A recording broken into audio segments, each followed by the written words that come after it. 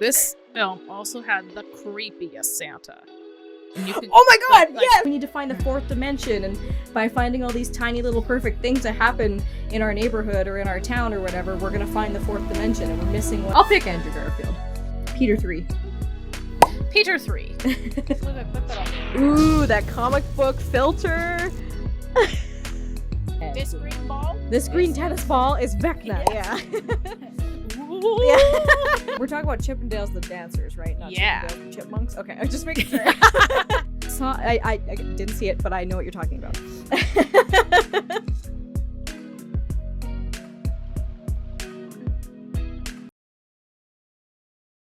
Oh yeah. Sorry to me having to edit the podcast. I'm going to be sucking on this Hall's lozenge, and it's going to probably be the most annoying thing on planet Earth. Just the clickety-clack.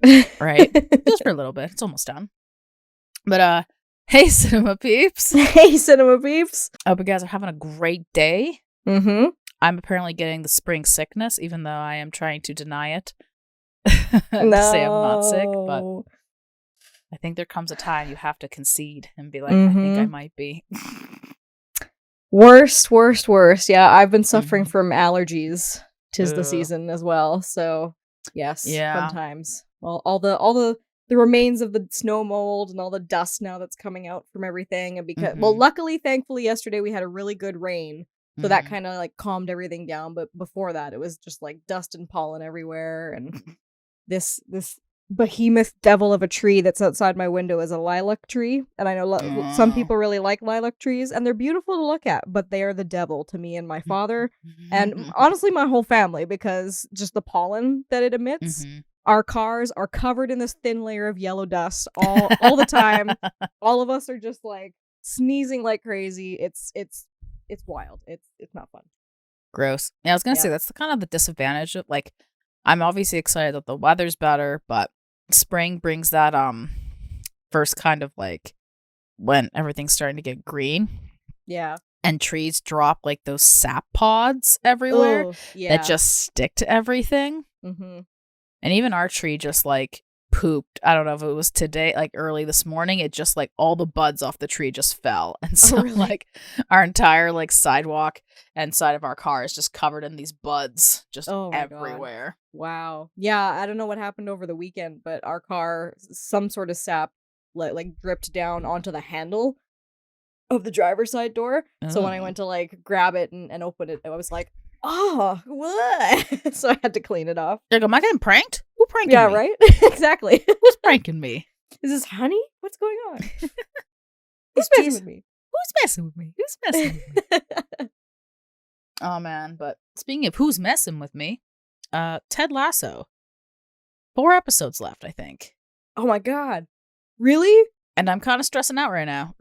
Yeah. There's so much left to unveil. There's so much story. Like, I know. And so I'm really trying not to get, too much in my head, but I'm already like, guys, we're running out of time. Are we officially confirmed that this is the last season? As far as I know, yeah. Okay. I mean, I don't want it to be. Yeah. But I think all of the actors and I think even Apple themselves said it was the last season. Okay. Which bites. It does. But at the same time, I can really appreciate, I guess, that like all 3 seasons are well written. They're entertaining as hell. They're wholesome, heartfelt, and just, it's great. It's just a great show. But yeah, I'm stressing right now. There's too much. Yeah. There's too much left on the table that needs to be covered.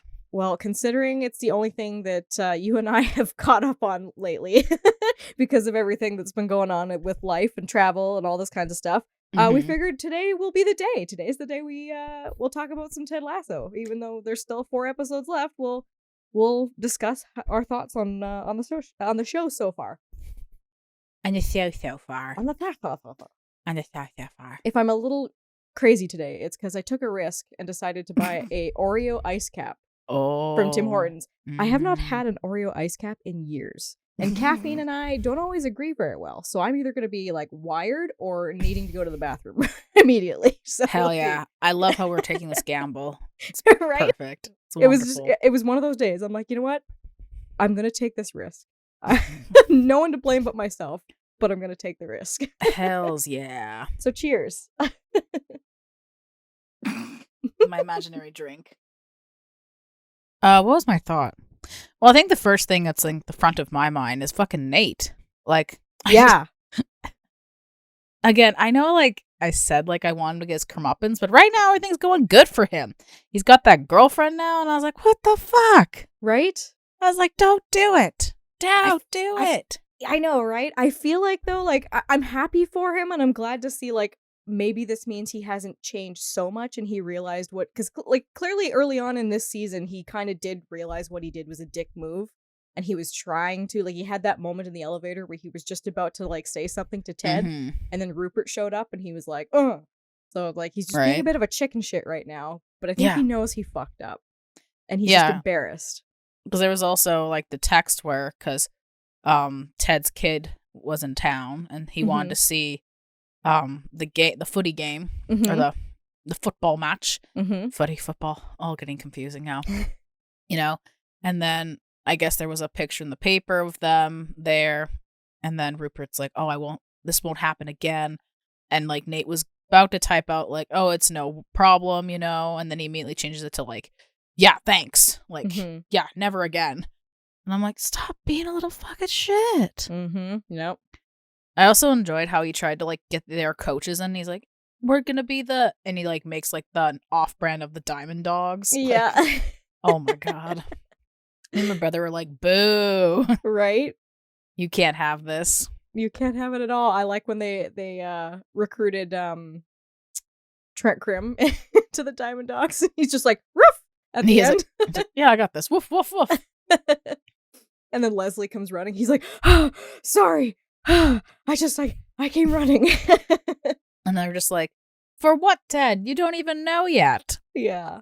For those, like I said, his son was in town, but that was because his ex-wife dropped him off because her and their therapist that they saw, which I am sure is breaking a lot of rules, but whatever.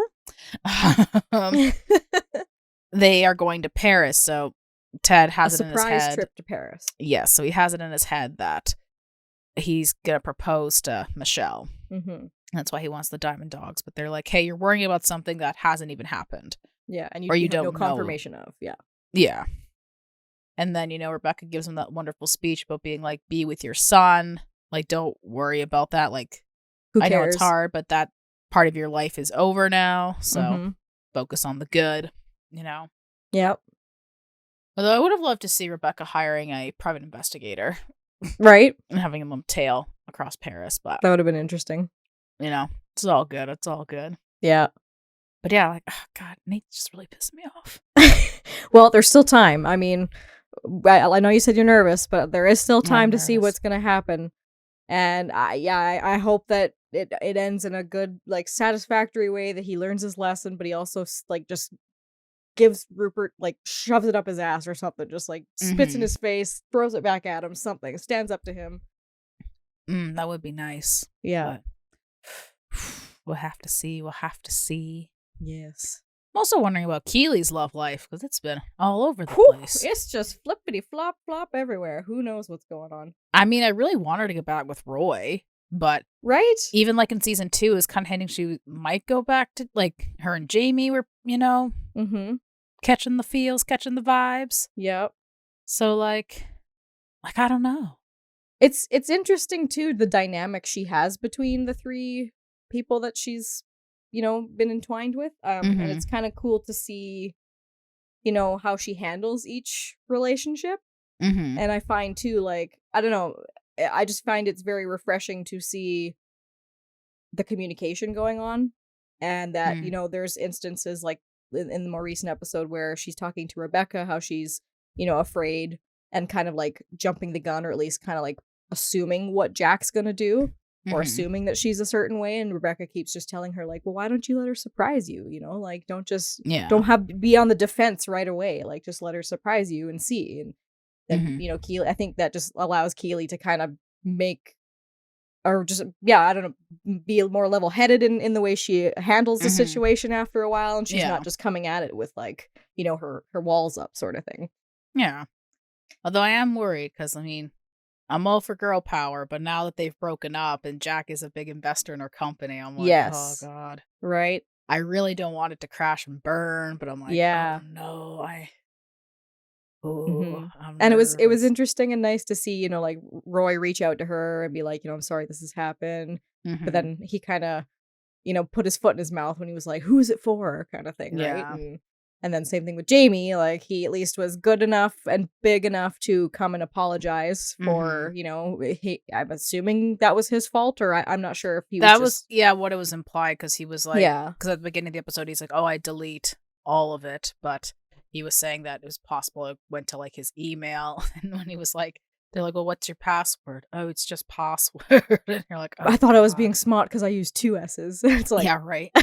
And you're just like, fuck, buddy, what the fuck? Right. I gotta hand it to Jamie though, like lately, I mean throughout the whole series, I mean he started off as a real dick, but I think he's really redeeming himself. Like there's still moments where he's Jamie, but I think he's really trying to redeem himself, and I like that. He's Jamie Tot. Jamie Tot Jamie Tot.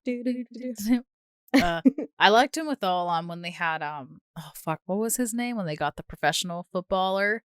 Zava or Zawa? Yeah, Zava on the team. And Jamie would just fucking roll it every time he talked. He was like, oh my God. Yeah. You gotta be fucking kidding me. And then like Jamie will say something and then Dawes would basically say the exact same thing. The whole team was like, oh, yeah, inspiring. And Jamie's like, I fucking said that. Did you enjoy the episode where Roy's brilliant idea was to tie the red string? Oh my fucking God. I'm so he's funny. Just like I know, he's just snickering, and then it pulls so hard on Jamie and you could just see the glee in his face, and then he's like, everything's all good, and he was like, oh nuts. Yeah. And then the next meeting he's like, okay, so we have one guy and 5 strings attached to their dicks to the one guy. And they're like, yeah, Roy, I think that was a one-time thing. And he goes, shame. What a shame. Yeah. I also liked when Ted was trying to get them to like play each other, like swap roles kind of thing. And the 2 guys, the captain of the team is it Danny Trejo's like, oh! He's trying to be the captain, and the captain's like, oh, ay, Dios mío. they're trying to be each other. And he's like, you don't have to role play. What? I mean, if that's what you want to do. He's like, yeah. When they had the water boy, he had all his tape on his face. His like, Coach Beard. He's like, let's go, baby. Woo! I love that. So fucking good. Oh man. But yeah, I just feel like there's so much. I'm like already like, again, I'm trying not to, but I'm like, oh my God. Like I said, we got Nate. We got Caleigh. Yeah. Are those kind of things I'm really concerned about right now? Is there anything else I'm concerned about? I don't know how I feel about Rebecca's storyline this season. No? Like seeing the psychic. I'm just kind of like, huh? It's interesting, but I did like the episode of when they went to Amsterdam and she fell over the bridge and into the river, and the guy helped her out, and she kind of had a really nice moment. Because, like she's been hurting this entire time after her breakup with Rupert, and we've kind of seen her go through the, hit rock bottom and up, and so it's kind of nice to see her kind of, getting some love and attention and stuff like that, and yeah. Oh yeah, like I said, I just didn't really get the whole psychic angle. Yeah. And then she's like, oh, I have the green matchbook, and then because the whatever lady told her that she was gonna be a mother, so she goes in to see if it's even possible and gets the news it's not, which is obviously very heartbreaking. But at the same time, that doesn't mean you're not a mom, like maybe she will adopt, or, maybe all the people on her team is her family and that's how she's a mom or something. Yeah. I just I don't know. I'm just like, ugh. I wonder, is there also like a kind of a underlying choice that she has to make where, like, obviously now that she's seen this guy from Amsterdam and it seems like he's got a young daughter, right? So it's like, will she reconnect with him and choose him and maybe try to start a life with him, or is this matchbook representative of Sam because it's from his restaurant, and is that supposed to be like this reminder, or like this kind of like, hey, but he's also, don't forget about him, like he could be a good candidate too, kind of thing, right? So I'm a little lost on that. I'm like, huh. Yeah. But speaking of Sam, that episode of him with his restaurant was also really sweet too. Very heartbreaking. Mm-hmm. But I mean, it's a sleep time apparently. It's obviously very reminiscent of when like athletes and not even athletes, but like, actors, who, stand up for a form of activism and they're told like, hey, shut up. Yeah. Like, do your thing. Yeah. And you're just like, well, they're stay in your lane too. Kind of thing. Yeah, they're people too. And unfortunately, like, if you don't like their opinion, like I don't know what to tell you. Mm-hmm. I think the speech he did, or it's not really a speech, like this little heartbreaking kind of like, I don't know what to call it, a little anger burst or like a kerfluff of being like, I'm told to stay in my lane and just kick a football, but then when I fucked that up and I was like, oh. And I mean, it's true. It's so weird sometimes how hard we are on, I guess celebrity culture, But I loved when Sam's dad came though. I was like, oh, he's such a jolly man. I love him. Right? And he's like, I met Rebecca. Did you make things awkward? Yes. I was like, what a Chad. What a Chad. Right? But I like when he meets Ted too, and Ted's like, I was gonna wear the exact same thing. Good thing I didn't. It was so funny. What a ham. Yeah. But yeah, I thought that was a really well thoughtful, episode. Very thoughtful, and then the team all came to help fix it. Yeah. And then he keeps the broken mirrors because he's like, not everything has to be perfect. Yeah. And I didn't realize too that he named the restaurant after his dad. Until they when he fixed the neon sign, and then they mentioned that the dad's name was Ola, and I'm like, oh, okay, so it's named after his dad. That's so sweet. Also, is Sam gonna get together with the cook lady? Like, who knows? Well, first I thought that was his sister, and then I'm like, wait a second. Yeah, so like, I don't know. I'm worried about all these relationships. Is basically the bottom line. I'm just like, where's everybody? Who's hooking up with who? And then we also have the storyline of Colin. Yes. Is it Colin? Yeah. Colin. And him kind of struggling with his sexuality and being open about it, and with the team at least. And, yeah. I guess even with the world itself. Yeah. And him and Trent, had their little fun night in Amsterdam. Yeah, that was so cute. But I'm really liking Trent. He was just kind of like a B character for the other couple of seasons, but I like how they're kind of integrating him more into the team now. Right. And the bit earlier in the season where him and Roy kind of had that moment, and he's just scared shitless of Roy. Right. I'm like, yep. You should be scared of Roy Kent. Yeah. He'll fuck you up. But yeah, as we said, I think there's 4 more episodes. So yeah, we kind of left off with because like we said, or we vaguely touched upon, a bunch of people's nudes got out. One of it was Caleigh. So as a whole team thing, they're like, hey, delete that stuff off your phone. We're gonna be better. And then obviously Colin goes to hide because all his is not lady pics. And then the team captain comes and catches him, and then hasn't really spoken to him yet. And of course, the title of the next episode is literally titled how Colin and him are going to navigate, what's going to happen. So yeah, is he going to out him, or how is that going to work? Right. I don't think he's going to out him. No, but yeah, but that's because from Colin's perspective, that's probably his fear right now. Is he's going, oh, is he going to tell the whole team, and then everyone's going to make fun of me, or is he going to should I address him? What's going to happen, right?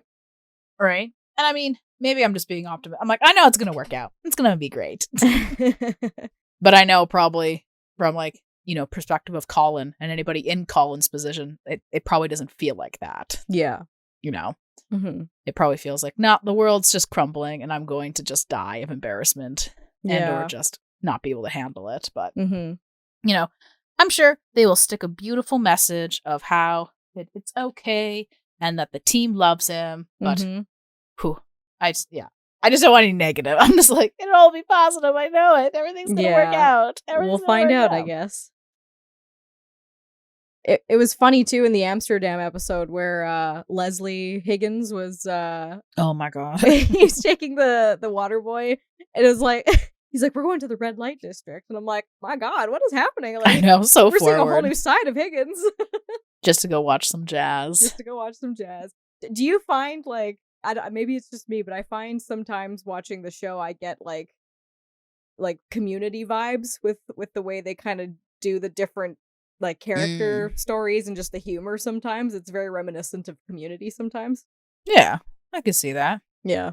But I also liked at the end how the bus boy was talking to his mom on the phone. He's like, oh yeah, and then this couple offered me to do a 3-way with them. Yeah. So nonchalantly. I was like, this fucking show fucking cracks me up every fucking time. Yeah.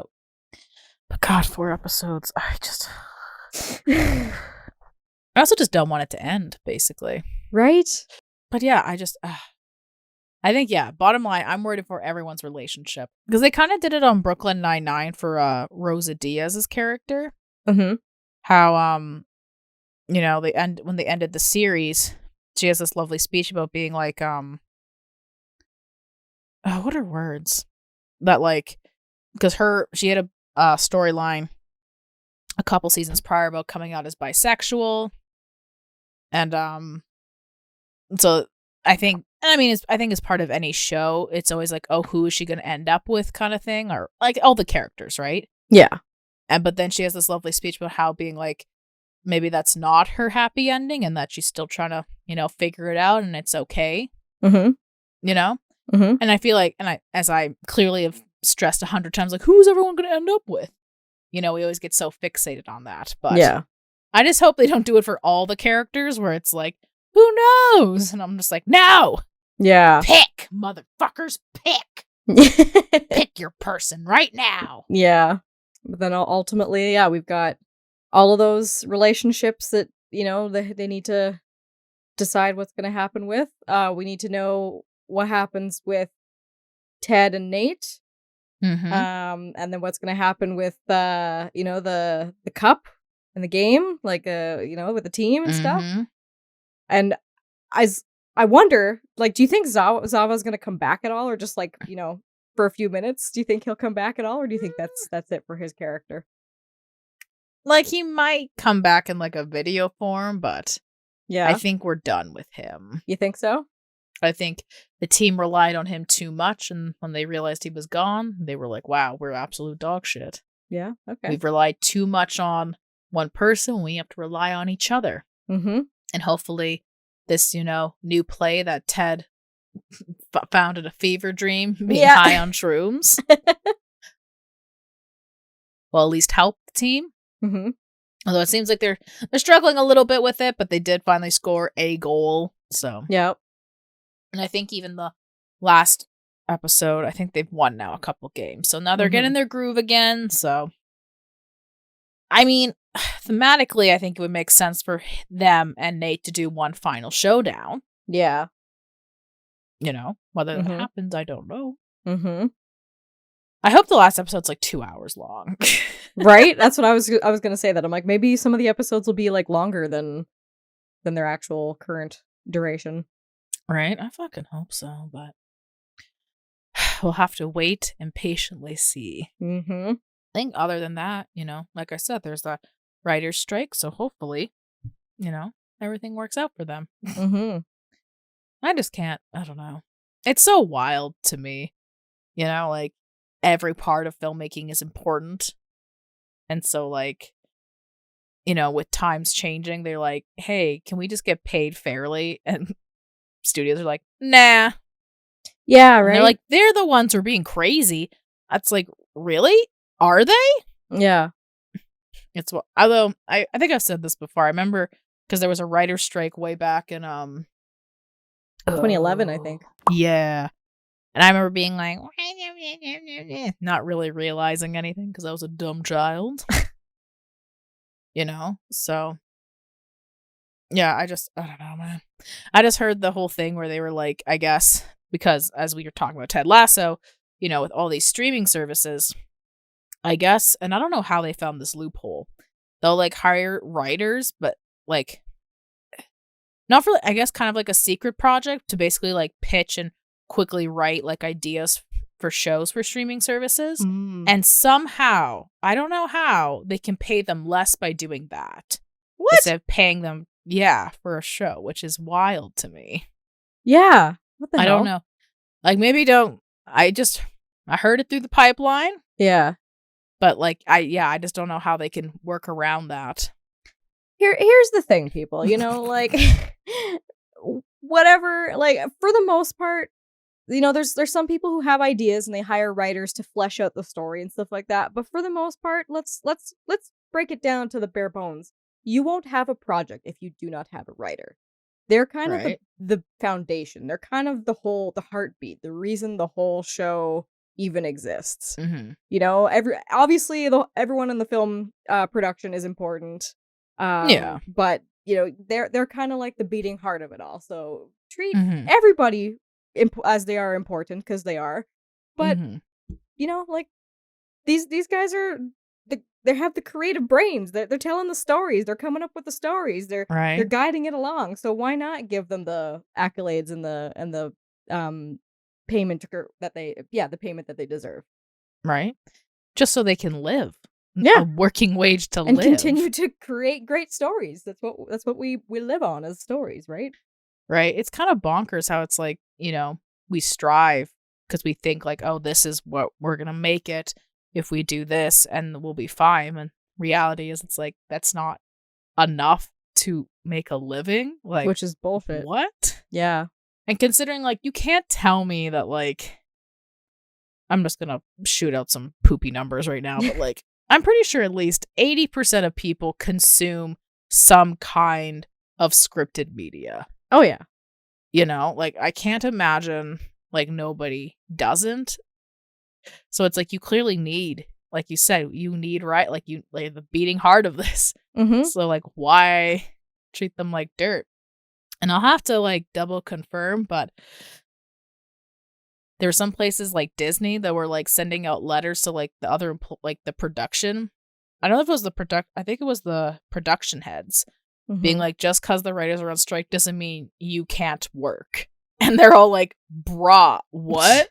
We need the right, like, because like, yeah, they write the show, but then like, like the writing changes and sometimes you have to like make those changes on set. Like you need them. Yeah. Like there's no process that does not include the writers. So like, can't do our job. It's all cohesive. Yeah. Yeah. So I can't believe like places like Disney and stuff are like, you still have to work. You're like, try to tell someone like, you have to build a house, but guess what? You have no tools, and that's like, not an excuse. That's like telling an editor that they want you as an editor to create a video, but you don't get any footage. So figure it out. Like, sorry, excuse me? Right? It's just wild. And I hope the best for the writers. I hope they get the fucking bare, like, what the fuck? Right? If you all want to know, if you all wonder why, we're getting some not so great productions out there, maybe this is why, I'm not saying that's necessarily the case, but this could be partly why, because honestly, ever since you showed me that video of the Flash writers, that kind of parody, I'm like, this is starting to become a little bit more like on the nose relevant now. And it just makes me feel even more empathetic for writers and stuff, and just anybody in the film industry, because I don't think, some of the people that should be treated with more respect are getting treated with more respect. And it's not good.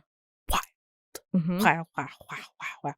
So I think if you are not aware and be like, why are these people doing it? It's because they just want a fucking living wage. Like, yeah, they want like that should be a universal care for anyone. Right, like, yeah. Come on. And they want to be able to tell and creative stories and share their art and work on their art and entertain us as, the mass audience. And we as the mass audience, we want to consume those things because it's our form of entertainment and escapism. So why shouldn't there be support on either side, right? Exactly. So, and one of the last things I heard was, I guess, Stranger Things season 5 has halted production for right now. But obviously still, they're like, hey, we get it. Like, we hope, things happen. Yep. I think they're also just lying. I don't think they ever were in production. They were like, oh yeah, sorry, we were in production. I'm like, no, you weren't. You weren't even close, were you? You're just fibbing. How dare you? They weren't even ready. They're like, oh yeah, we'll have to haul cameras. I'm like, you didn't even start, did you? You're trying to give us false hope, you motherfuckers. They're like, yes, extra time. Pretty much, right? They're like, oh, thank God. We can finally work on Stranger Things. Yeah. To wrap up our conversation at the end there, I guess we could say we stand by the writers and we support everybody in the filmmaking industry. So be kind, be supportive, and be respectful. That's what I say. Heck yeah. Yeah. But yeah, cinema peeps. Oh. We hope you enjoyed today's episode. Leave us a comment down below. Are you guys caught up on Ted Lasso? What do you guys think is going to happen at the end? Yeah. Leave it down below. Leave us a deuce. If you know, you know. And yeah. And if you could please consider subscribing to Two Pretty Cool Gals, we'd really appreciate it. Anyways, we hope you have a great Tuesday. Watch all the content, and we'll see you next time. Bye-bye. Bye-bye. Monkey. Monkey. And slap.